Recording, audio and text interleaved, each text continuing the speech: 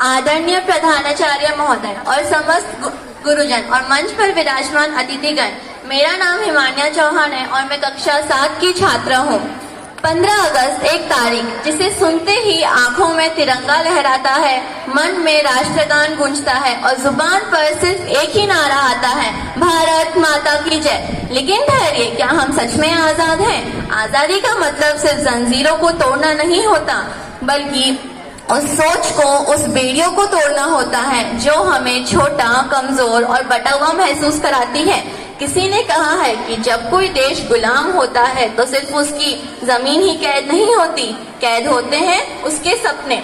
1919 का जलियांवाला बाग याद होगा ना, और 1942 का भारत छोड़ो आंदोलन और 1947 की आधी रात जब आजादी का सूरज उगा था, जाने कितनों ने कुर्बानी दी। शहीद भगत सिंह हंसते हुए फांसी में झूल गए और नेताजी सुभाष चंद्र बोस ने कहा, तुम मुझे खून दो, मैं तुम्हें आजादी दूंगा। और रानी लक्ष्मीबाई ने तलवार उठाई और बोला, मैं अपनी झांसी हरगिज नहीं दूंगी। उनकी आजादी का मतलब है देश के लिए जीना और देश के लिए मर जाना।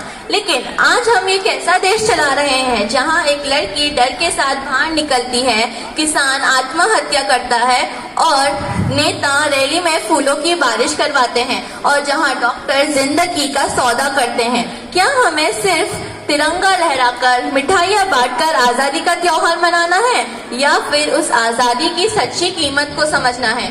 दोस्तों, हमें अंग्रेजों से तो आजादी मिल गई, पर इस वक्त देश को जरूरत है भ्रष्टाचार से आजादी की और नफरत से आजादी की। ये काम कोई और नहीं, ये काम करना होगा आपको और मुझे।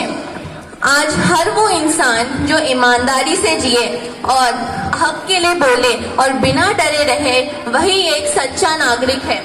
इस स्वतंत्र दिवस पर मैं आपसे सिर्फ एक चीज मांगती हूँ कि अपने हिस्से का भारत लौटाइए, जिससे अगली बार जब कोई बच्चा तिरंगे को सलाम करे तो वह सिर्फ तिरंगे को नहीं, आपके कर्मों को भी सलाम करे।